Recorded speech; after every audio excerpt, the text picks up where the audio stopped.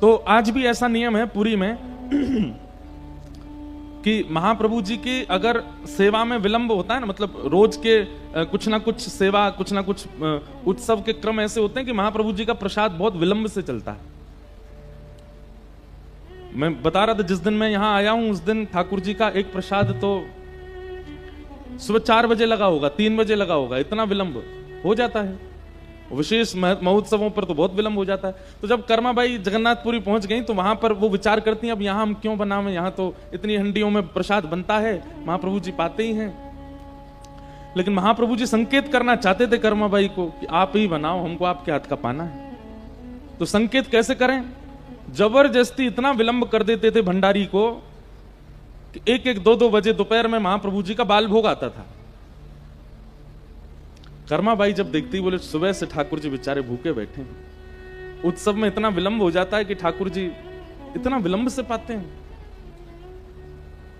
तो कर्माबाई अपनी कुटिया में जाकर के सुबह सुबह जैसे ही पता चलती कपाट खुल गए उससे पहले ही उठ करके सुंदर सिद्ध करती खिचड़ी और ठाकुर जी का दूर से ही नील चक्र को दिखा करके आवाहन करती, बोले महाप्रभु जी बन गई है, आ जाओ।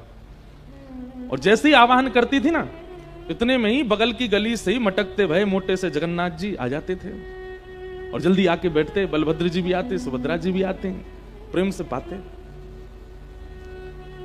जो क्रम कर्माबाई अपने घर पर कर रही थी वो क्रम पुरी में जाकर के किया, वहां भी महाप्रभु जी आते थे, वो कर्मा की खिचड़ी पाते थे।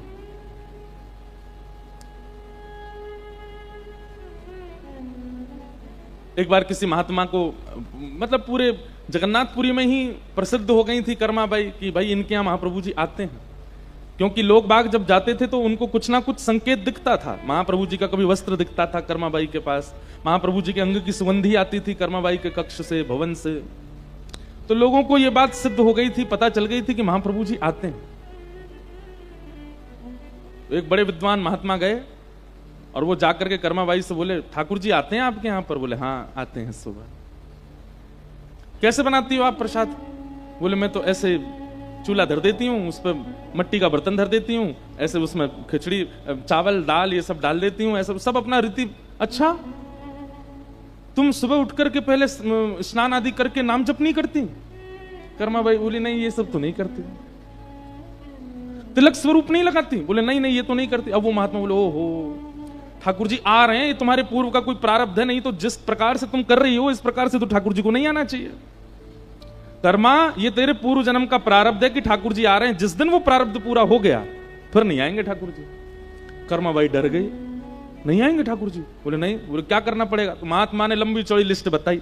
3 बजे उठो, उठ करके स्नान करो, फिर महोदधि जाओ, समुद्र में स्नान करो, फिर वापस आओ, आकर के फिर शुद्ध जल से स्नान करो, फिर उसके बाद ये नाम जप करो, इस दिशा में बैठ करके आसन लगा करके वहां पर बैठ करके थोड़ा ध्यान करो, फिर उसके बाद चंदन घिसो, चंदन घिस करके तिलक स्वरूप करो, 12 अंगों पर तिलक धारण करो, गले में कंठी माला पहन करके रहो, आदि आदि इतने नियम बता दिए। कर्माबाई सब लिखती गई, अच्छा ठीक है। अगले दिन सुबह सुबह कर्माबाई ने नियम शुरू किया और कर्माबाई का नियम चल रहा और ठाकुर जी द्वार पे बैठे, और द्वार पे बैठे बैठे कह मैया कितनी देर और लगेगी? बोले अभी रुक जाओ, अभी अभी अभी तो तिलक घिसना है, चंदन घिस रही हैं, उसके बाद फिर तिलक स्वरूप कर रही हैं, फिर उसके बाद नाम जप में बैठे ठाकुर जी बैठे। बोले मैया दर्शन के लिए जाना है, जल्दी करो ना। कर्माबाई बोली रुक जाओ, अभी अभी मेरे को करने दो। आज ठाकुर जी भूखे ही लौट गए, क्योंकि मंदिर में मंगला आरती होने लगी। ठाकुर जी दौड़े, ठाकुर जी मन में विचार करने लगे बलभद्र भैया जन कौन कर्मा को पूरा पाठ पढ़ा गया है, ये पहले जैसा कुछ कर ही नहीं रही है, अब ये क्या नियम में लग गई है? सुभद्रा जी बोली क्या नियम में लगी? ये सब नियम आपने ही वेदों में बताए, वही नियम कर रही है। बोले वो सब ठीक है, पहले से नियम में लग जाए तो नियम करे, पर कर्मा तो शुद्ध चित्त वाली है, कर्मा के तो हृदय में उत्सव चलता रहता है, उसके लिए इतनी आवश्यकता नहीं है, वो क्यों इतना विलंब करती है? आज भूखा रह गया मैं। अब तो रोज ठाकुर जी पहुंच जाएं और कर्मा का कोई ना कोई नियम ही रहता था। वो तो 12 बजे तक तो नियम ही चलता था कर्माबाई का, उनका नाम ही कर्मा इसलिए पड़ा। ठाकुर जी द्वार पे बैठे बैठे जल्दी कर्मा, मां जल्दी कर, वो बार बार जल्दी कर्मा बोलते थे, इसलिए उनका नाम कर्माबाई पड़ा। फिर अंत में एक दिन ठाकुर जी को गुस्सा आई, कर्माबाई के हाथ पकड़े, क्या कर रही हो ये? बोले मुझे सब पता है, मेरे प्रारब्धों की वजह से आते हो आप, और अगर मैं ये नियम नहीं करूंगी, नाम जप नहीं करूंगी, तिलक अनुष्ठान नहीं करूंगी, जिस दिन मेरा प्रारब्ध पूरा हो जाएगा आप नहीं आओगे। ठाकुर जी बोले ऐसा नहीं है कर्मा भाई, प्रारब्ध सांसारी जीवों के देखता हूं, जिनको संसार में रहना है, संसार के लिए रहना है, जिनको संसार, जिनकी प्रायोरिटी संसार है, वो जीने के लिए ही पृथ्वी पर आए हैं। उनको धन कमाना, संबंध निभाना, बड़े बड़ी श्रेष्ठताओं को प्राप्त करना, मूल रूप से जो संसार के लिए जीते हैं उनके प्रारब्ध देख करके मैं जाता हूं। पर तुम तो जीते मेरे लिए हो, तुम्हारा तो जीवन ही मेरे लिए है। ये कहां इन सब चीजों में फंस गए? छोड़ो ये सब। आप तो केवल जैसे आप पहले करती थी, कभी कभी बिना नहाए धोए भी बना देती थी, बना दिया करो, मैं आऊंगा रोज पाने। क्यों? क्योंकि कर्मा बाई के चित्त में उत्सव था। कर्मा बाई के पास व्यवस्था नहीं है, वो चित्त का उत्साह, और उत्साहित जब होता है ना व्यक्ति तभी उत्सव होता है। फिर उसके बाद देह को स्नान की भी आवश्यकता नहीं है, उसका चित्त पवित्र है। एक बात कह दें, छोटा बालक होता है ना, उसमें से दुर्गंध नहीं आती ज्यादा। कभी आप उसको ऐसे गोद में लो, उसके माथा सूंघो, उसकी नाभि सूंघो, उसमें से दुर्गंध नहीं आती। क्यों? वो हमेशा उत्साहित रहता है, वो चिंतित नहीं रहता, वो प्रसन्न मुद्रा में रहता है, वो ज्यादा व्याकुल नहीं रहता, इसलिए उसका जो देह है वो सदैव सुगंधित रहता है। पर हम सबके अंग प्रत्यंग कहीं ना कहीं दुर्गंध युक्त क्यों हो जाते हैं? ये इस बात का प्रमाण है कि हमारे चित्त में उत्सव नहीं है। अगर चित्त उत्साहित हो जाए, बुद्धि उत्साहित हो जाए, अब संत जनों को देखो, आप हमारे वृंदावन के महापुरुषों को देखो, वो कोई इत्र नहीं लगाते, कोई उनमें से एक अलग ही सुगंध आती है। हमको तो समीप रहने का अनुभव मिलता है। उनका अंग स्पर्श करके देखेंगे तो ऐसा लगेगा कि मानो कोई नवजात बालक का जैसा अंग होता है ना, ऐसे अंग लगते हैं, ऐसे उनके गाल लगते हैं, ऐसे उनके अंग से सुगंधी आती है अनायासी। क्यों? उत्साहित रहते हैं। तो उत्सव का मतलब बहु व्यवस्था बाहर की नहीं, उत्सव का मतलब अंग की व्यवस्था, अंदर की व्यवस्था, अंदर का उत्साह। और ब्रजमंडल में कृष्ण जन्मोत्सव पर अरे ठाकुर जी हो गए, अब बाहर की व्यवस्था जमाने में नहीं लगे हैं लोग। ठाकुर जी के जन्म होते ही उत्सव प्रारंभ हो गया। सबके चित्त का उत्साह ही उत्सव को मनाता जा रहा है, आनंदित करता जा रहा है। सब नाच रहे हैं, गा रहे हैं, किसी को सोने का नहीं पता, किसी को भोजन का नहीं पता, किसी को जलपान का नहीं पता, बस नाच रहे हैं। यही तो उत्सव है। पर हम लोग ऐसा नहीं करते। हम लोगों के थोड़े देर के उत्साह के बाद होता बस अब चलते हैं, क्योंकि हम बाह्य व्यवस्थाओं पर ज्यादा ध्यान देते हैं, आंतरिक उत्साह नहीं। हमारे गिरधर लाल जी का उत्सव होता है, 6 बजे उत्सव शुरू होता है, 11 बज जाते हैं, 12 बज जाते हैं, 1 बज जाते हैं, रात के 2 बज जाते हैं, चलता ही रहता है उत्सव। जब लाल जी का उत्सव आता है जनवरी में, तो हम और हमारे परिकर के लोग सो ही नहीं पाते हैं और नींद भी नहीं आती है। क्यों? क्योंकि उस समय मन रूपी मयूर और अंतरंग भाव से उत्साह उमड़ रहा होता, वही तो उत्सव है।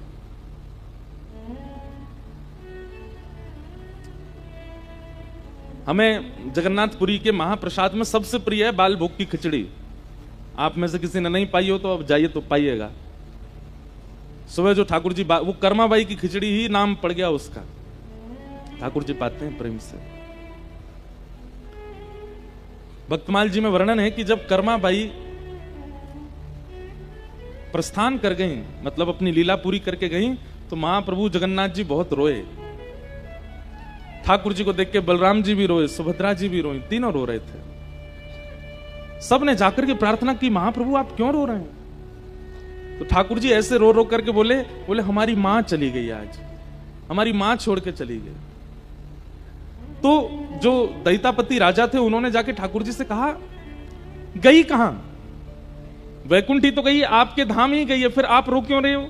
ये ठाकुर जी संशय प्रकट कर रहे हो आप मेरे चित्त में। अरे आपका भक्त वो पृथ्वी से प्रस्थान करके आपके धाम को ही जाता है, आपके पास ही जाता है, फिर आप रो क्यों रहे हो? जो वस्तु अब आपकी ही हो गई है उसके लिए आप रो क्यों रहे हो? ठाकुर जी कहते हैं, देखो वैसे तो मैं एक ही हूं, मैं ही जगन्नाथ, मैं ही राधा रमण, मैं ही बद्रीनाथ, मैं ही जगन्नाथ, मैं ही द्वारिकानाथ, मैं ही श्रीनाथ। लेकिन अपने भक्तों के विलास के लिए, भक्तों के सुख के लिए अलग अलग जगह मैंने अलग अलग स्वरूप धारण किए, और जहां जहां मेरा स्वरूप विराजमान है वह भी एक एक गोलोक धाम है। कर्माबाई जगन्नाथ रूपी गोलोक धाम को छोड़ करके अब नित्य गोलोक धाम चली गई है। तो नित्य गोलोक धाम में जो मेरा स्वरूप है वो तो आनंद कर रहा है, लेकिन जगन्नाथ का जो गोलोक धाम है वहां पर जो मेरा स्वरूप है, अब उसको खिचड़ी कौन खिलाएगा? हमारी मां चली गई, इसलिए रो रहे हैं। राजा नतमस्तक हो बोले, महाप्रभु आपकी लीला आप ही जान सकते हो और कोई नहीं जान सकता, ये आप ही समझ सकते हो। तब से महाप्रभु जी को नित्य खिचड़ी का भोग लगता है सुबह। ऐसे महाप्रभु जी उत्सव, जीवन उत्सव में बना लीजिए बंधुओं। बाह्य व्यवस्था की आवश्यकता नहीं होनी चाहिए ठाकुर जी के विलास के लिए, ठाकुर जी के सुख के लिए। अंतरंग भाव। कथा से हम करते क्या हैं? जैसे यहां पर ये गुब्बारे फुला फुला के लगाए हैं, लाइटें लगाई हैं, पुष्पों का श्रृंगार किया है, पंडाल को भीतर से सुंदर बनाया है। कथा भी एक प्रकार की मन की सुंदरता बनाने वाली व्यवस्था है। कीर्तन के माध्यम से, श्लोकों के माध्यम से, प्रवचन के माध्यम से, भावों के माध्यम से, कथाओं के माध्यम से, भक्त चरित्रों के माध्यम से चित्त में उत्सव की व्यवस्था करना कथा है, ताकि चित्त में व्यवस्था बने तो ठाकुर जी का उत्सव मने। कथा के बाद भी कई लोग विचलित रहते हैं, कथा सुनने के बाद भी कई लोग परेशान रहते हैं, कथा सुनने के बाद भी कई लोगों के संशय खत्म नहीं होते हैं, जिज्ञासाएं पूरी नहीं होती हैं, प्रश्न पूरे नहीं होते हैं। इसका मतलब क्या है? गुब्बारे फुला के लगाए तो थे लेकिन हवा निकल गई सबकी, कुछ हो नहीं पाया। लाइटें लगाई तो थी लेकिन वोल्टेज कम हो गए, भीतर प्रकाश नहीं हो रहा। पुष्प लगाए तो थे लेकिन सब मुरझा गए। कथा श्रवण के बाद जिज्ञासा लेके देखो, मैं जिज्ञासाओं का उत्तर देने की मना नहीं करता, मुझसे लोग पूछते हैं मैं बताता हूं, लेकिन मैं एक बात कहता हूं, कथा का स्वरूप कैसा है कि जिज्ञासा आपने प्रकट की, लेकिन कथा सुनते सुनते अपने आप जिज्ञासा का समाधान हो गया। और या फिर दूसरी बात कहें, जिज्ञासा सोच के बैठे थे लेकिन कथा प्रारंभ होते ही भूल गए जिज्ञासा ही क्या थी, अब याद नहीं है। अब जो व्यवस्था अवस्था श्रवण की है उसी में ही आनंद है। हम जब कथा प्रारंभ किए थे, हम अपने गुरुजी की जान खा जाते थे, इतना पूछता था मैं, ये क्यों है, ऐसा क्यों है, ये बात क्यों है, ठाकुर जी ने ऐसा क्यों किया, रुक्मणी जी ने ऐसी बात क्यों कह दी, किशोरी जी ने ऐसा क्यों किया, नंद बाबा का ये स्वभाव क्यों था, कंस ऐसा क्यों करता था। हमारे गुरुजी बोलते, भाई तुम इतनी जिज्ञासा करते हो। हम अपने गुरुजी को रात में 12 बजे फोन कर देते थे, कुछ याद आ जाता था, गुरुजी भीष्म पितामह ने अपनी स्तुति में ये बात क्यों कही। गुरुजी कहे, भाई रात के 12 बजे हैं। मैंने कहा जब तक समाधान नहीं मिले नींद नहीं आएगी। एक दिन हमारे गुरुजी लेकर के बैठे, बोले तुम आज तक हमसे हजारों प्रश्न कर चुके हो, तुम्हारी जिज्ञासा ही पूरी नहीं होती। मैंने कहा कोई बुराई है क्या, मुझसे भी तो लोग पूछते हैं। तो हमारे गुरुजी ने एक बात कही कि तुम भागवत जी को ग्रंथ मानते हो, इसलिए तुम्हारी जिज्ञासाएं अधूरी रहती हैं। कृष्ण है, ये साक्षात कृष्ण है, ये कथा नहीं है, ये शब्द नहीं है, ये एक प्रवचन नहीं है, ये साक्षात कृष्ण का अनुभव कर रहे हैं हम।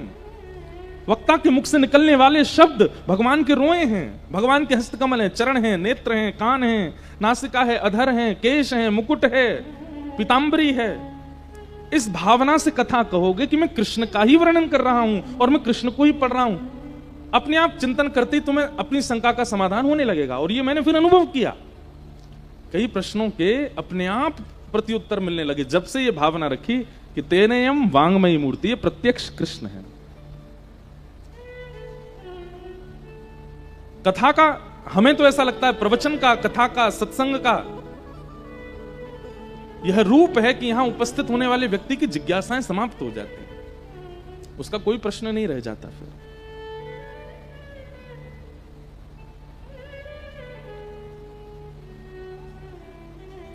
उत्सव तो बाह्य व्यवस्थाओं को उत्सव नहीं कहते, आंतरिक भाव, मन के उत्साह को उत्सव कहते हैं। जहां आप अपनी निद्रा भूल जाते हो, जहां अपना खान पान भूल जाते हो, जहां अपनी नित्य की व्यवस्थाएं भूल जाते हो, बस मन सदा श्री कृष्ण के भाव में रमा रहे, वो उत्सव है।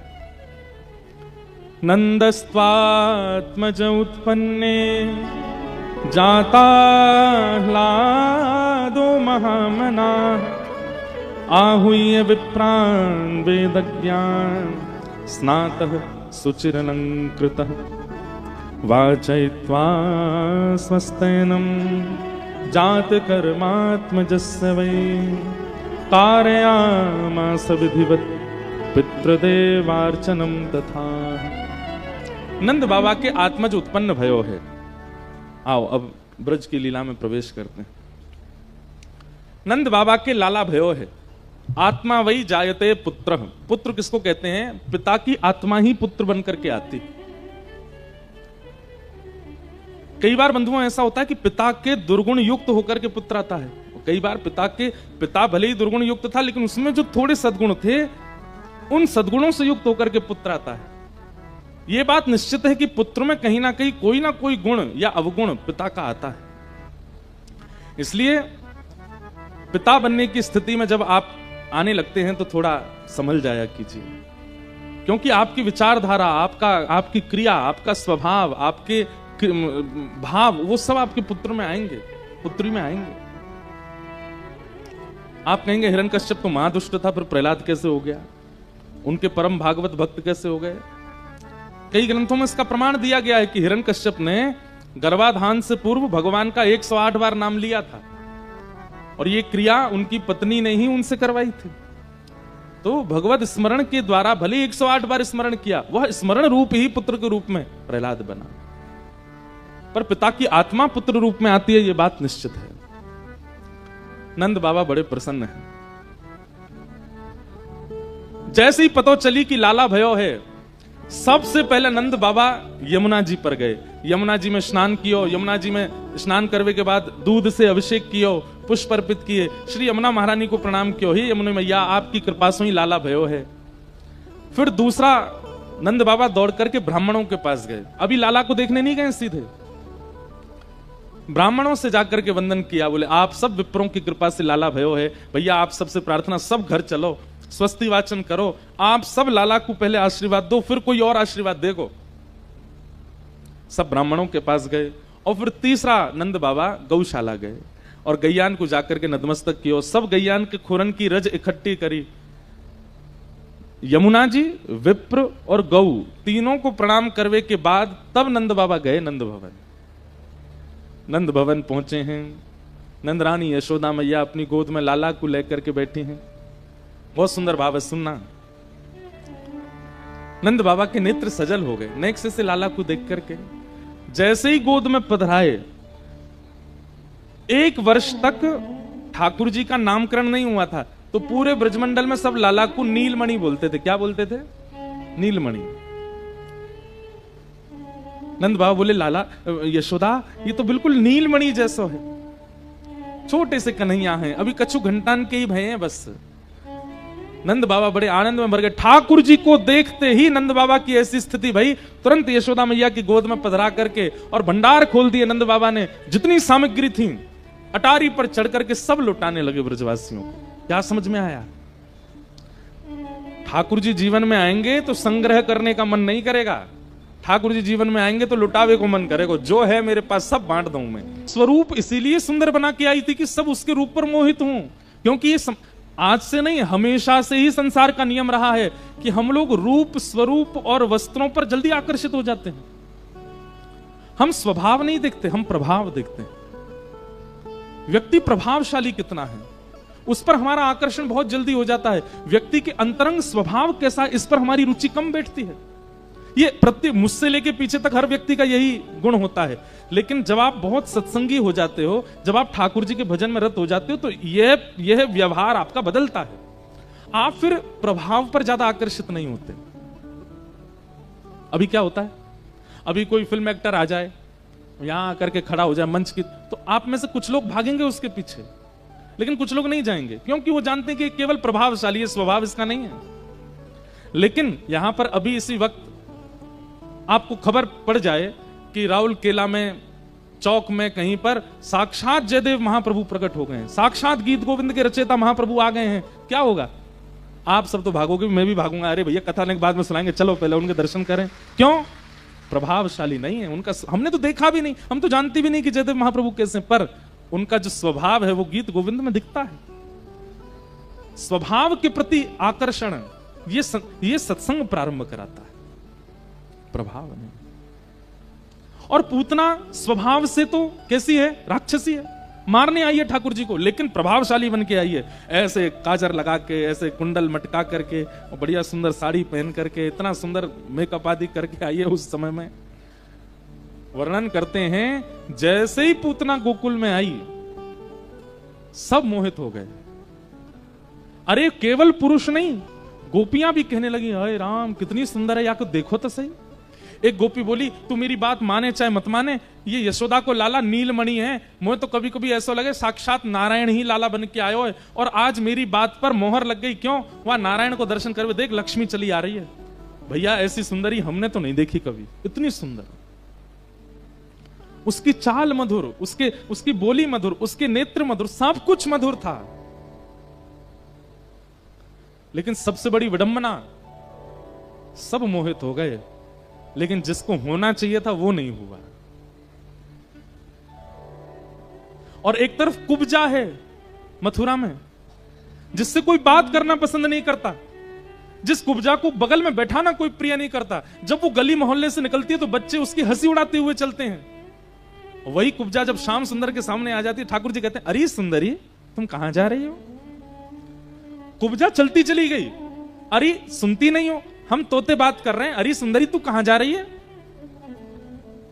कुब्जा की 3 जगह से कमर टेढ़ी है, वो देख भी नहीं पाती ऊपर, उसका कुबड़ निकला हुआ पीछे से। पीछे मुड़ के कहती, आप मुझे बुला रहे हैं? बोले हाँ सुंदरी तो बुला रहा हूं, इतकुआ। बोले आप सुंदरी बोलकर के मेरा व्यंगात्मक उपहास कर रहे हैं। ठाकुर जी बोले ये संसार कभी नहीं सुधरेगा। अरे सुंदरी को सुंदरी बोल रहे हैं तो भी यूं सोच रही है कि हम व्यंग कर रहे हैं।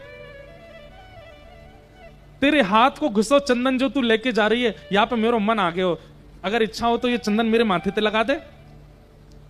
कुब्जा बोली ये चंदन मैं महाराज कंस के लिए घिसती हूं, आपको लगाया, कंस को अगर पता चल गया तो फिर बुरा होगा।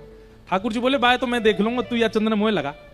और कुब्जा ने अपने ठाकुर जी ने अपना मस्तक आगे कर दिया कुब्जा के, चंदन लगाओ।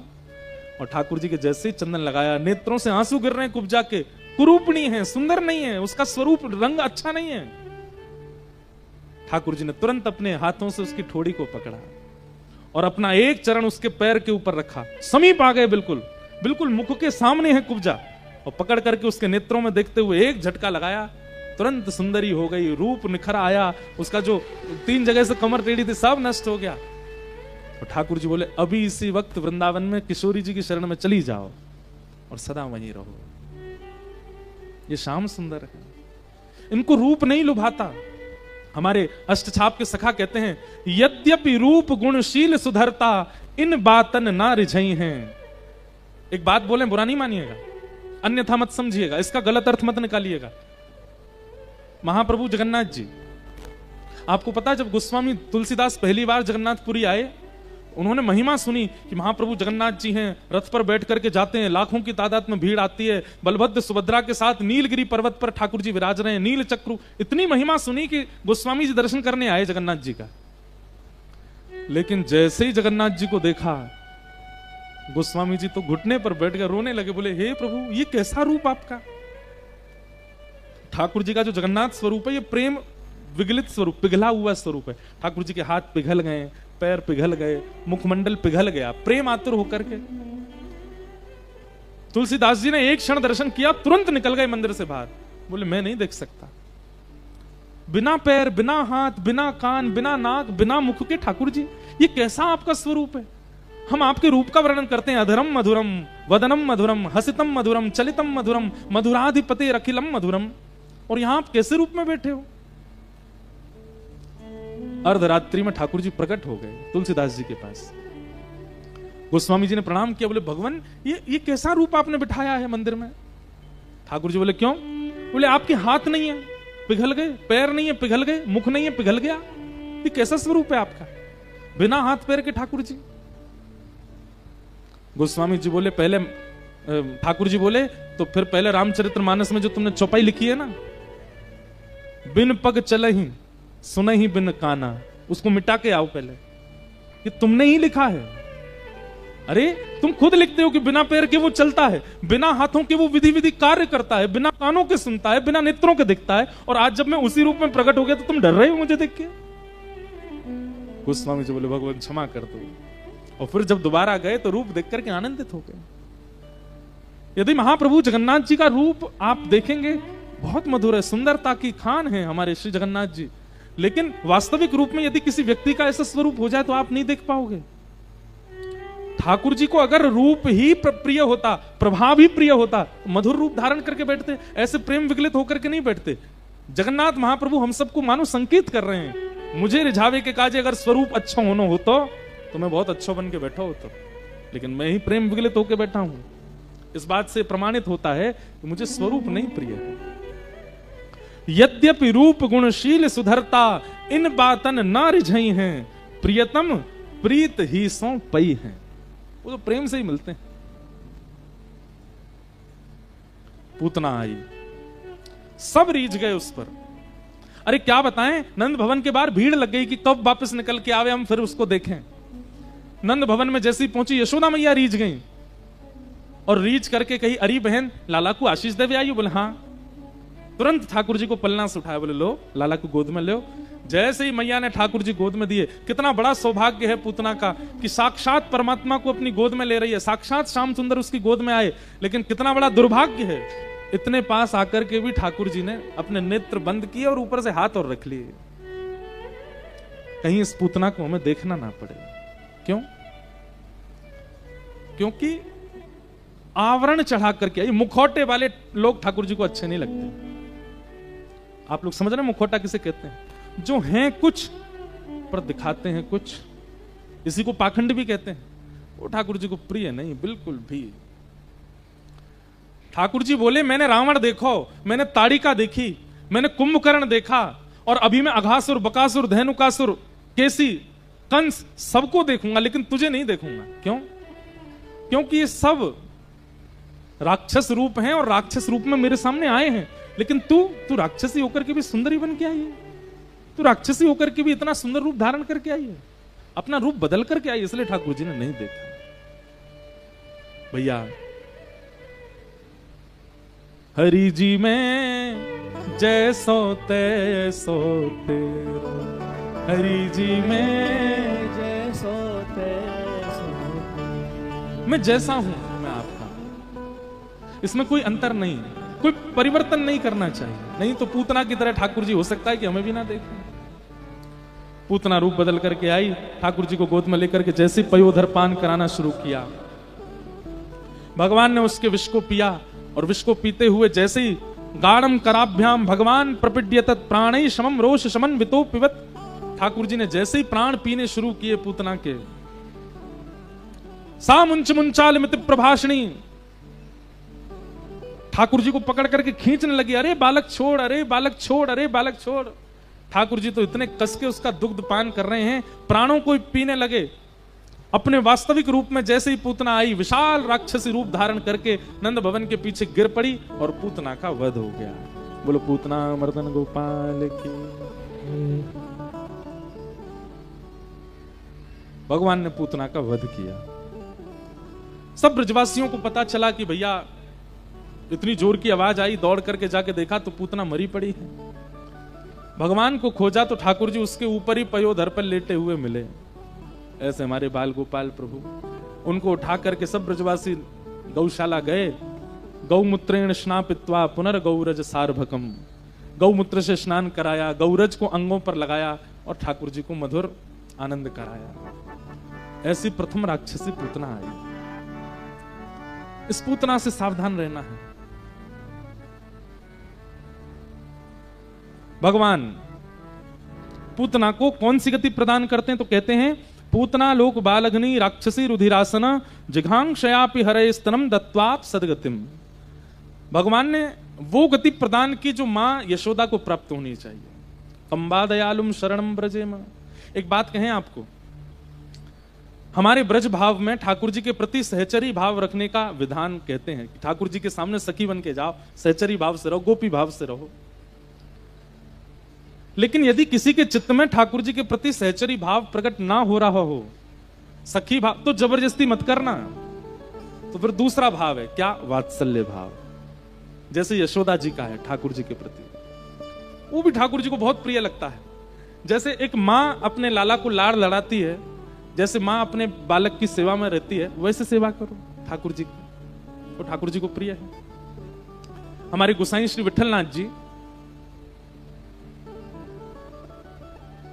एक दिन ठाकुर जी का दूध भोग लगा रहे थे, तो जैसे ही पर्दा किया तो ठाकुर जी सचल हो जाते थे, श्रीनाथ जी, तो सचल होकर के उनकी गोद में बैठ जाते थे गोसाई विठलनाथ जी की में, और कहते अब मोए पिबाओ। तो गोसाई विठलनाथ जी ऐसे पात्र में दूध लेते कटोरी में और फिर उसको ऐसे घुमा घुमा के ठंडा करते, ठंडा करके फिर ठाकुर जी के अधर से लगाते, ठाकुर जी पीते। एक दिन ठाकुर जी ने एक लीला करी। कैसी लीला? जैसे पर्दा किया दर्शनार्थियों के आगे, सोई ठाकुर जी ऐसे रहते थे, सहज हो गए, सहज होकर उतर के आए, गुसाई जी की गोद में बैठ गए। गुसाई जी बोले जजे दूध पियो। लो दूध लेकर के थोड़ा ठंडो सो करके जैसे ही मुख में पधरायो, ठाकुर जी ने मुंह पीछे कर लियो। ताबे हो जजे आनंद ना आ रो, या में मीठो कम पड़ो है, नेक और मीठो डाल के लाओ, या में मीठो ना है। अच्छा एक बात तो पक्की है, हमारे ब्रज के ठाकुर जी को इतना मीठा प्रिय है कि होठ चिपक जाए, इतना मीठा पीते हैं। अब बात तो भैया मीठे चीनी गुड़ खांड की नहीं है, ठाकुर जी को प्रेम का मीठा चाहिए, बहुत भाव से बनाया गया वो बहुत मीठा लगता है। उसका द्योतक ठाकुर जी हमें बताते हैं। बोले इतनी मीठी सामग्री क्यों? ठाकुर जी मानो संकेत कर रहे हैं, बोले मुझे प्रेम युक्त होकर के पवाओ, मुझे मीठा प्रिय है। बरस रहे हैं क्या ऊपर से? तभी तो गिरिराज जी उठाएंगे आज, लेकिन इतने नहीं बरस जाएं कि हम सब रे डूब जाएं। आज नौका विहार भी जल क्रीड़ा होगी ना, तो अपने आप ही सब व्यवस्था कर रहे हैं ठाकुर। हमने बहुत अनुभव किया। देखो आपको हम कोई बड़ी बात नहीं कह रहे, पर कथा जब मन से होती है ना और मन से कराई जाती है तो प्रकृति वैसा भाव प्रकट करने लगती है जैसी लीला होती है। आज ठाकुर जी का नौका विहार जल क्रीड़ा है अपने आप ही, और कथा में गिरिराज धारण लीला है, तो इंद्र पहले ही बरस रहे हैं। बोले हम बरस जाएं तभी तो धारण करेंगे। आहा। गुसाई जी से बोले ठाकुर जी मीठो कम है, या में मिला के लाओ। गुसाई जी ने फिर से ठाकुर जी को खड़ा किया, फिर ऐसे खड़े हो गए श्रीनाथ जी, दर्शन खोल दिए, रसोई घर गए, दूसरा दूध औटाया, उसमें थोड़ी और खांड डाली, फिर से सिद्ध करके लाए, पर्दा कियो, ठाकुर जी फिर से गोद में बैठ गए, दूध लेकर के फूंक मारे वहां में। फिर ठाकुर जी मैं भी मारूंगा फूंक, मोह दो। फिर ठाकुर जी के पास लेके आमे, तो ऐसे फूंक मारे कि दूध उड़ के गुसाई जी के मुंह पे ही जावे। ऐसे खेलते हैं ठाकुर जी गुसाई जी के साथ। बड़ी लीलाएं की हैं हमारे श्रीनाथ जी ने वृंदावन में, गोवर्धन में। जय जय ऐसा ना खेलो करें, चलो पियो। जैसे मुख लगा के पीने लगे, गुसाई जी बोले अब ठीक है, अब बहुत मीठो है गो, अब मुझे अच्छो ना लग रहा, अब ये ज्यादा मीठो है गो, दोबारा बना के लाओ। गुसाई जी बोले इनके नाटक नहीं खत्म होते हैं। फिर से खड़े किए, ठाकुर जी दर्शन खोले गए। अब की बार गुसाई जी ने क्या किया, दूध अलग लाए और खांड अलग लाए, और संग में चम्मच और ले आए। ठाकुर जी को गोद में बैठा के दूध रख दी और खांड रख दी, बोले लो अपने आप मिलाओ पी लो। तो ठाकुर जी के नेत्रों में आंसू आ गए। अरे जे रोकाई को रहे हो?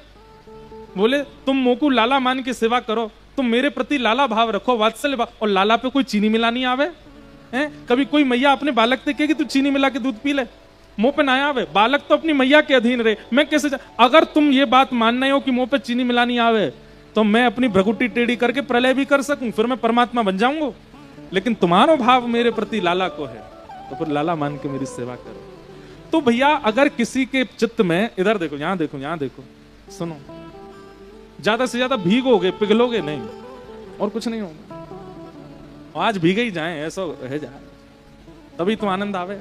एक बार हमारी यहीं उड़ीसा में कथा थी, बरगढ़ है, बरगढ़, जो भी है नाम, वहां पे भी ऐसे ही महाप्रभु जी विराज रहे थे पीछे। इतनी बारिश हुई, पूरे पंडाल में पानी नहीं, व्यास मंच पे ही गिरा ऊपर से, और महाप्रभु जगन्नाथ जी, दो ही लोग भीग रहे थे, मैं और महाप्रभु जी। तो पूरी छतरी लेके 2-2.5 घंटा कथा की थी हमने, बहुत आनंद आया था। तो हम क्या भाव कह रहे थे, अगर ठाकुर जी के प्रति गोपी भाव नहीं बनता, सहचरी भाव नहीं बनता, सखी भाव नहीं, क्योंकि कई लोग इसका उपहास करने लगते हैं। महाराज जी आप भी क्या यूं बोलते हो, सखी बन जाएं ठाकुर जी के लिए? कई लोगों को ये उपहासजनक लगती है बात। तो इसलिए कहीं सखी भाव नहीं उत्पन्न हो रहा है तो जबरदस्ती मत करो।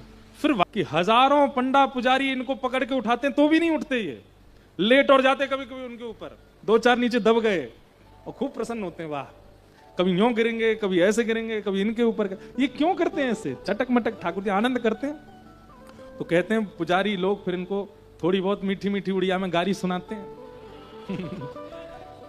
बोले उठ जाओ, अब क्या सुनाते, ये तो हम तो ब्रज के हैं, ब्रज की गारी दे सकें। और कहते हैं जैसे ही गारी देते हैं सुई हल्के हो जाते हैं, और फिर कहते अब चलो, अब लेके चलो। ये रथ यात्रा जो पुरी में होती है, ये रास है उड़ीसा का, ये रास बिहार है ठाकुर जी का।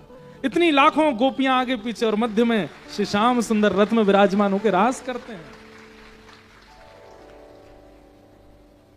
भैया एक बात तो माननी पड़ेगी, पूरे भारतवर्ष में जहां कहीं भी श्री कृष्ण विराज रहे हैं, मंदिर में विराजने के बाद कभी बाहर नहीं आए। एकमात्र जगन्नाथ जी हैं जो बाहर आते हैं, सबके बीच में आते हैं।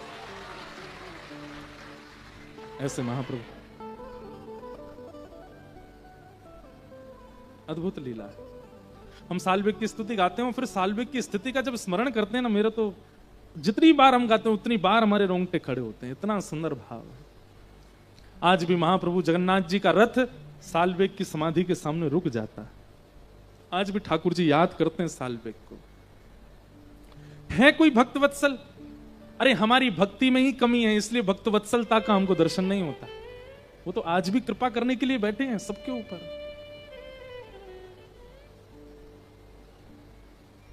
महाप्रभु जी ने रथ रोक दिया अपना और आज्ञा कर दी, बोले जब तक साल्वेग नहीं आएगा, चाहे लाखों लोग खड़े हों खींच रहे हों, रथ आगे नहीं बढ़ेगा। और जब साल्वेग आए, वो भी एक स्थिति है कि अपने जीवन में पहली बार महाप्रभु जगन्नाथ जी का दर्शन साल्वेग ने किया तब। और जैसे ही आकर के रथ के सामने दंडवत किया, महाप्रभु जी ने पहले तो अंक में भरा, उसके बाद साल्वेग को याद आया कि मैंने दंडवत तो किया ही नहीं। जैसे ही दंडवत करने के लिए लेटे, बहुत देर हो गई, पुजारियों ने सोचा इतनी देर हो गई अभी तक प्रणाम ही कर रहे हैं, साल्वेग उठो। जब उठाने गए, साल्वेग तो विलीन हो चुके हैं महाप्रभु जी।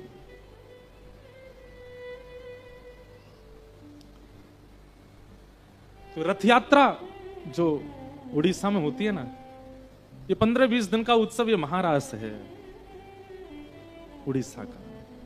हमने आज तक रथ यात्रा का दर्शन नहीं किया है, डिजिटली किया है, प्रत्यक्ष उपस्थित होके तो अभी तक। इस बार हम ठाकुर जी से बहुत प्रार्थना कर रहे हैं, कथाओं का क्रम बहुत है, लेकिन निवेदन किया है ठाकुर जी से, रथ गुंडीचा जाता है उस समय तो कथा है, पर जब ठाकुर जी क्या पाहुनी है, आपको सबको पता है, वापस लौटते हैं, उसमें एक दिन का समय है, तो संभव तो मैं पहुंचूंगा महाप्रभु जी को एक बार रथ में तो देखें। नंदी घोष रथ में महाप्रभु जी विराजमान होते हैं, और क्या अद्भुत दर्शन देते हुए पूरे सबको, जो अंदर नहीं आ पाया उसको बाहर मिलने आते हैं ठाकुर जी, सबको देखते हैं। तो ये तो चटक मटक ब्रज में नहीं है, ये तो आपके पुरी में भी चटक मटक ही बैठे हैं। क्या बढ़िया दाल भात रोज पाते हैं। ठाकुर जी धीरे धीरे 3 वर्ष के हो गए। गोपियां सब ठाकुर जी की शिकायतें ले लेकर के यशोदा मैया के पास आती। मैया ने एक दिन सब गोपी डांटी, बोले तुम पे और कोई काम नहीं है, पूरे दिन मेरे लाला की शिकायत करती रहो, रंगे हाथ पकड़ो तो मानूंगी। लेकिन ठाकुर जी रंगे हाथ पकड़ में ही नहीं आते किसी गोपी के। वास्तव में बंधुओं, यहां पर शुकाचार्य जी वर्णन करते हैं गोपियों का कि वत्सान मुंचन क्वचित समय क्रोश संजात हास स्तेयं स्वादद्दधिपयः कल्पितैस्तेययोगैः मर्कान् भोक्षन् विभजति सचेन्नात्रिभाण्डं विनत्ति द्रव्यालाभे सग्रह कुपितो यात्युपक्रोशतो कान्। गोपियां सब ठाकुर जी के शिकायतें ले लेकर के यशोदा मैया के पास जाती हैं, पर ये शिकायतें करने तो जाती हैं, पर एक अद्भुत लीला है, श्री शुकाचार्य जी वर्णन करते हैं, ये गोपियां जानबूझ करके दही निकालती हैं और ऐसी जगह रखती हैं कि श्याम सुंदर चोरी कर सकें। जब छीके पर हंडी टांगती हैं तो रस्सी को बार बार ढीला करती हैं, तो बाकी सखी पूछती हैं, हेरी जब ऊंची करी दी है तो फिर नीचे क्या कर रही है, छोटो है लाला, हाथ कैसे पहुंचे को, अच्छा तू चाहे नहीं गलती तो नहीं कर गई मोते, अभी ऊपर करूं, फिर ऊपर करके चली जाए, फिर जब सखी चली जाए फिर आगे बाद ढीलो कर जाए। ये गोपियां चाहती हैं कि ठाकुर जी आए, चोरी करें। या दोहने बहनने मथनो पलेपा प्रेंखें खनार भरुदितो क्षणमार जना दो। ये गोपियां दोहन भी करती हैं ना जब गाय के दूध का, तो दोहन करते समय भी यही सोचती हैं कि कितनी सुंदर सुगंधी दुग्ध की आ रही है, या औटाऊंगी, औटा करके यहाँ मैं खांड डालूंगी, और जब खांड डाल करके मीठो मीठो बन जाएगा तब या की दही जमाऊंगी, और दही जमा करके छींका पे लटकाऊंगी, शाम सुंदर। वो यही सोचते सोचते दूध निकालती है। तो कहते हैं फिर शिकायत करने क्यों जाती है यशोदा मैया के पास? बोले शिकायत करवे या मारे जावे, कि शिकायत करवे जाएंगी तो गुस्सा है करके यशोदा मैया लाला को डांटवे बुलावेगी, और पकड़ करके यशोदा मैया डांटेगी। उतनी देर श्याम सुंदर को और निहार लेंगे, उतनी देर और देख लेंगे। देखे बिन कान्हा जब मैंने ना ही माना, इन आंखों से आज हमने ब्रह्म पहचाना है। कृष्ण चरण कमलों में मन को लगाना, इन गोपियों का ताना ये उल्हाना तो बहाना है। ये तो बहाना बना के आती है दर्शन करने। और ठाकुर जी करते इतना है और इतना बताती हैं गोपियां आके। एक गोपी बोली, मैया वत्सान मुंचन क्वचित समय तुम्हारो लाला मेरी गैया के बछड़ा बछड़ियां ने खोल के भाग जाए, सबरो दूध बछड़ा बछिया पी जाए, हमारे कच कछु बचे ही ना है। यशोदा मैया बोली, मेरो लाला बड़ो दयालु है भाई, यूं लगे कि गैया को सबरो दूध बछड़ा बछियान को मिलना चाहिए, हमारे खुल के चलो जाए। दूसरी गोपी बोली, इस बात से कोई गुस्सा नहीं आया, ऐसी कोई बात बोलो मैया को क्रोध आवे। तो एक गोपी बोली, तुम्हारो लाला स्तेयम, स्तेयम कहते हैं चोरी को, चोरी करे तुम्हारो लाला। यशोदा मैया जोर से हंसी, बोले मैया तुम्हारो लाला चोरी करे, तुम हंस रही हो। यशोदा मैया बोली, नंद भवन में 32 चौक हैं। कितने चौक? जैसे एक घर में एक चौक होता आंगन, ऐसे 32 आंगन है नंद भवन में, और प्रत्येक आंगन में ऐसी ऐसी मणियां लगी हैं कि वो मणियां खोजे से दुनिया में नहीं मिलेंगी। 32 चौक के आंगन में मेरो लाला लोट खावे। कहा कमी है वाक्य का, तुम्हारे घर आके चोरी करेगो? अरे ना मैया, हम रत्नन की चोरी की बात ना कर रही, तो काय की दधी पय, दही दूध मक्खन की चोरी करे। मैया और जोर से हंसी, गोपी को पकड़ के ले गई। जे कहा है? गोपी बोली, ये तो कुआं है, झांक के देख काय को कुआं है। बोले मैया ये तो दोहरो दोहरो से कुछ लग रहा, दोहरो कहते हैं सफेद को ब्रज भाषा में। मैया यहाँ में तो कुछ दोहरो दोहरो। बोले घी को कुआं है, वो पल्लंग को, वो मक्खन को कुआं है, वो छाछ को कुआं है। बोले दुनिया के घरन में मटका हूं मैं मक्खन के, मेरे घर में कुआं है। मेरो लाला चाहे तो बाल्टीदार के मक्खन में नहावे, तुम्हारे घर चोरी करेगा मक्खन की? बालकन को स्वभाव होवे, अपने घर की रोटी बढ़िया ना लगे पड़ोसी के घर की खा लेंगे। मैया देख वो पड़ोस की आंटी बहुत अच्छा भोजन बनाती, क्यों मेरे हाथ की बढ़िया ना लगे? बालकन को स्वभाव है दूसरे के घर को अच्छा लगे।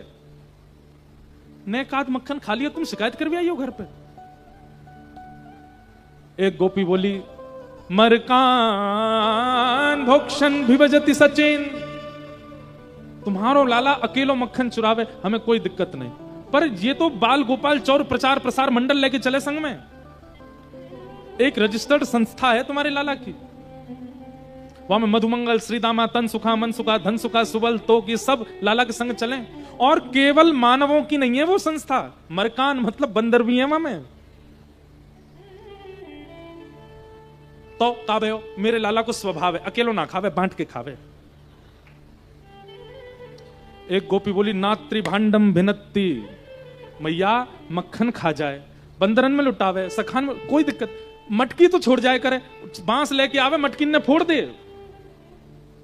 मैया बोली, मेरे लाला को स्वभाव है मट्टी को बर्तन एक बार ही प्रयोग करना चाहिए, फिर वाकू नष्ट कर देना चाहिए, दूसरों मटका लाना चाहिए, एक थाली में बार बार ना पावे। गोपियां बोली, हमारे सारे बाण निरर्थक हो रहे हैं, कुछ ऐसा बोलो जिससे मैया को क्रोध आवे। एक गोपी बोली, मैया इन सबन की छोड़ो, मेरी सुनो। बोले तू बता।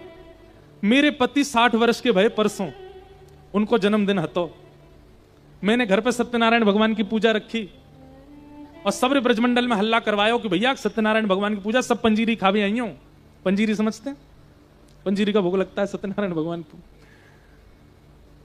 तुम्हारे लाला पतो चल गई, सवेरे सवेरे आगो मेरे घर बिना नहाए धोए, और आंख मीट तो भैया आयो, अभी उठो ही है, काजल फैल लो पूरो।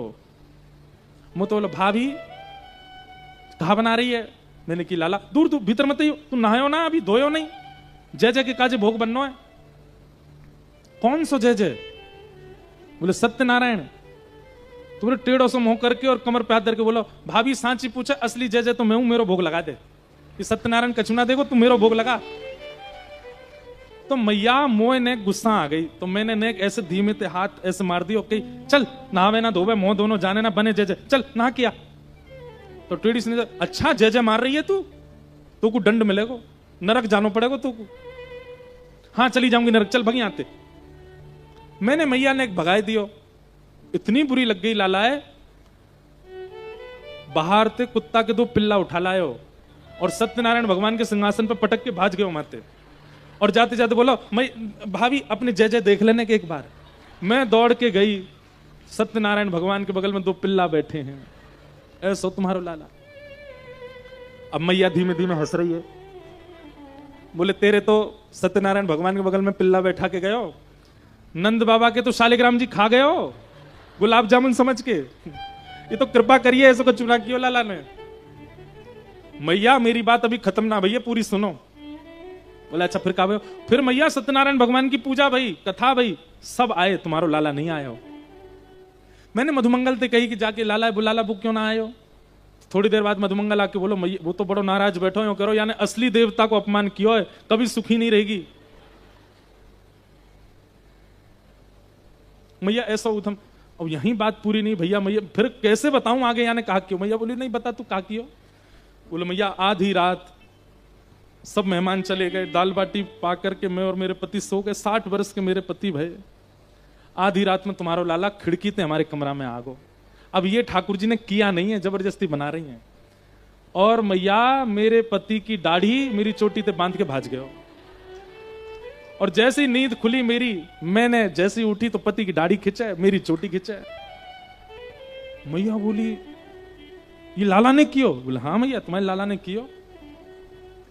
फिर कहा भैया? बोले फिर कहा मैया दिया जला के देखो तो आधी दाढ़ी तो कट गई मेरे पति की, चोटी तो हिरज गई, ऐसा उदम मचावे तुम्हारा लाला।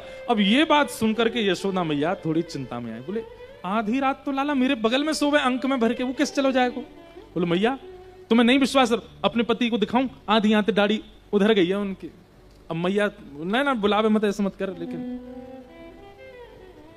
एक गोपी बोली मेरे घर की तो सुनोगी नहीं मैया, तुम तू भी बता दे तेरे कहां पे हो। बोले मैं हनादि निवास्तो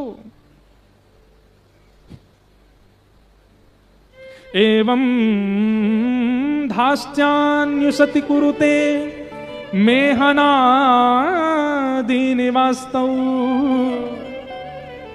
भैया ये भी ठाकुर जी ने किया नहीं है, जबरदस्ती बोल रही है क्या? अब पता चल गई मैया को गुस्सा आ रही है तो बड़ा चढ़ा के बोलो। बोले मैया मेरे घर तुम्हारो लाला माखन चोरी करवे आयो, लेकिन ऊंचो छीको जान के चोरी नहीं कर पायो। सो एक दिन मुझे बोलो तेरे घर आए हम और इतनी ऊंची तेने मटकी टांग रखी, चोरी ना भाई। मैंने कि लाला मैं तो ऐसे ही टांगूंगी, तू कभी ना चोरी कर पाएगा, और मेरे घर तो झांकी हो मत, तो को कछु ना मिलेगा। तो मोते बोलो तेरे घर ते हम भूखे लौटे हैं, हम भी नंद जी के लाला नहीं, अगर एक दिन तुम्हारे घर में सब भूखे नहीं रहे तो। यशोदा मैया बोली फिर का कियो? बोले फिर का मैया आदमी भूखों के कब रहे जब वहां को चूल्हो टूट जाए। बोले तेरो चूल्हो टूट गो? बोले चूल्हो ना टूटो। बोले तो कहा कियो? बोले मैं हनादि निवास्तो, रात के अंधेरे में सुबेरे सुबेरे सबन के उठवे थे पहले तुम्हारो लाला आयो और मेरे चूल्हा पे बैठ के धोती उतार के सब करे आयो। यशोदा मैया बोली कन्हैया ने कियो? हाँ मैया तुम्हारो लाला। अब मैया को क्रोध आया, बोले मेरो लाला ऐसा ना कर सके, मेरो लाला तो आचार विचार शुद्धि को पालन करे, वो ऐसे कैसे कर दे? बोले मैया चल दिखाऊं तो चूल्हा, अब वो विराजमान है। मैया बोली तो रुक मैं अभी लाला बताऊं। और मैया ने सुबह सुबह का समय, ठाकुर जी की मैया रात में ऐसे काजल लगा देती है आंखों में, यहां पे 2-3 बिंदी लगा देती है, लाला को नजर नहीं लगे। सुबह सुबह ठाकुर जी 5 वर्ष तक तो पलना में ही सोए हैं, अभी 3.5 वर्ष के हैं। मैया ने आवाज लगाई लाला ओ कन्हैया। अब रोज तो मैया आती है। अच्छा ठाकुर जी ऐसे नहीं उठते हैं, कैसे उठते हैं पता है? नींद में ही यशोदा मैया नीचे हाथ लगाती है और लाला को ऐसे उठावे, आंख नहीं खुली है, और तभी लाला के मुख में दूध को पात्र लगा दे। ठाकुर जी पीते पीते पीते फिर आंख खोलते हैं, ऐसे नींद उठती है ठाकुर जी की। लेकिन आज यशोदा मैया नीचे से ही चिल्ला रही है। ठाकुर जी बोले खाएगो मैया, नीचे से ही बुला रही है। आंख मीड़ते हुए ठाकुर जी जैसे ही आए, इतनी सारी गोपी सुबह सुबह देख करके ठाकुर जी डर गए और यशोदा मैया के पीछे छुप गए और मैया की एक साड़ी को एक भाग उठा करके ठाकुर जी के अंदर घुस गए। बालक डरे सुबह सुबह, इतने लोगों ने ना देख पावे। तभी ब्रह्मा जी कहते हैं वेद तरी प्रतुशाखम मृगतम मिलितम न तद ब्रह्म मिलितम मिलितम कहां गोप वधूटी पटान चले न बद्ध। अरे देखो, तुमको वेदों में विधाता नहीं मिलेंगे, तुमको तीनों लोकों में विधाता नहीं मिलेंगे। मिलेंगे मिलेंगे कहां मिलेंगे? बोले ब्रज की एक अनपढ़ सी गोपी की साड़ी में लिपटे हुए मिलेंगे, वहां देखो वो रहे विधाता। ठाकुर जी धीमे से ऐसे मैया की साड़ी हटा में, गोपी ने देखे फिर ढक जाए। मैया के लाला इतकुआ सबरी गोपी कहा कह रही हैं। सब गोपियों ने जो जो शिकायत की मैया ने ठाकुर जी को बताया, और गोपियां सब अपलक नेत्रों से ठाकुर जी को देख रही हैं। इसी के लिए तो आई थी वो।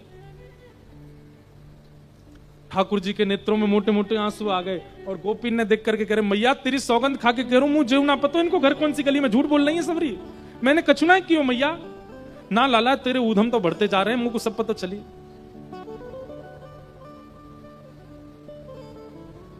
जब गोपियों के सामने बहुत डांट दिया मैया ने, तो आज ठाकुर जी नीचे नजर करके और रोए रोए से हो गए। गोपियां बोली मैया अब मत कहो कछु, नहीं नहीं तुम या तो शिकायत लेके आए मत करो, और जब मैं डांटे करूं तो फिर रोके मत करो। मैया अब है गई ना, बहुत है गई, अब मत करो ना, अब मत कहो कछु लाला थे। लेकिन आज मैया तो डांट रोके ही नहीं रही है, इतना सुना रही है, इतना सुना रही है। इतने में ठाकुर जी ने मैया को हाथ छोड़ो, रुक जा मैया। और कहां गए? ठाकुर जी गा रहे हैं मैं नहीं माखन खायो मैया मोरी, मैं नहीं दही चुरायो, मैं नहीं माखन खायो मैया मोरी, मैं नहीं दही चुरायो। तू जननी मन की अति भोरी, तू जननी मन की अति भोरी, कहाँ पति लग आयो, कहाँ पति लग आयो। मैया मेरी मैया है ना तू, जैसे मैं भोरा वैसे तू भोरी। ठाकुर जी की बात सुनो, बड़ा कहे कि लाला तेरे माता पिता भोरे या हमारे तू भोलो, ये तो समझ में भी आती है। ठाकुर जी कह रहे हैं मैया तू या हमारे भोली है क्योंकि मैं भोला हूं ना, मैं हूं भोला हूं या हमारे तू भोली। इन गोपियन की बात में आ गई है मैया, तू मुझको इतना डांट रही है। सुबह होती तेरी गैया ने चरावे जाऊं, पूरे दिन गैया चरा के लाऊं, रात में दूध निकाल के तू और तू दाऊ दादा बाबा प्रेम ते पियो, मेरा परिश्रम ना दिखे तुम्हें, डांट रही है मुझे आज।